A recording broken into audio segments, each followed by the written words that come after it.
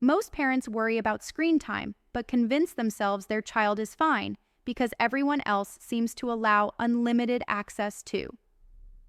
But there's a critical difference between normal childhood screen use and genuine addiction that requires intervention.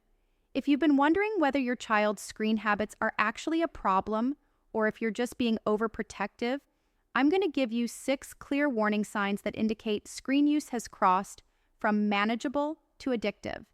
By the end of this video, you'll know exactly where your child stands and whether immediate action is needed. The first warning sign is emotional dysregulation around screen access. If your child has reactions to screen limits that are far more intense than their reactions to other disappointments, you're seeing addiction rather than preference. A child who cries for 5 minutes about not getting candy but melts down for 30 minutes about screen time is showing neurochemical dependency. The second sign is loss of interest in previously enjoyed activities. When children who used to love building with blocks, playing outside, or doing crafts suddenly find everything boring except screens, their dopamine system has been recalibrated to artificial stimulation levels.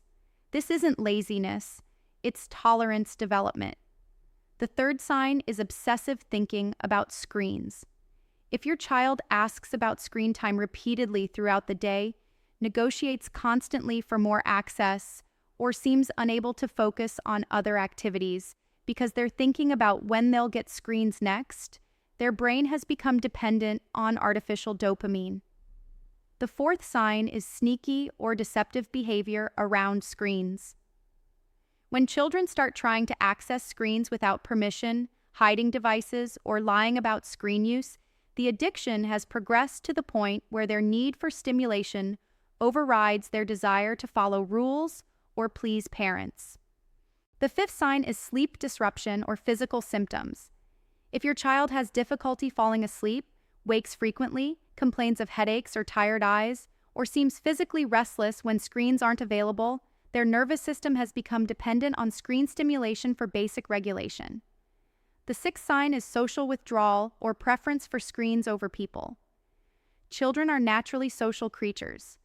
When they consistently choose screens over playing with friends, avoid family activities, or seem emotionally disconnected during non-screen time, screens have replaced human connection as their primary source of satisfaction.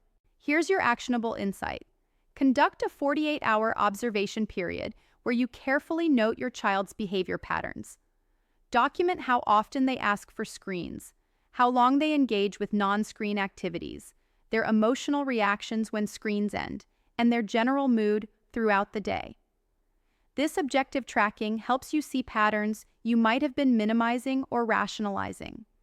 If your child shows 3 or more of these 6 signs, you're dealing with genuine screen addiction that requires systematic intervention rather than just better rules or limits. The good news is that children's brains are incredibly neuroplastic and can recover completely when provided with appropriate support. Understanding that addiction is a medical condition rather than a behavioral choice helps you respond with the urgency and systematic approach that creates lasting change. Your child isn't choosing to be difficult. Their brain chemistry is driving behaviors they cannot control through willpower alone. Comment below and let me know what you are currently struggling with relating to your kid's obsession with screens.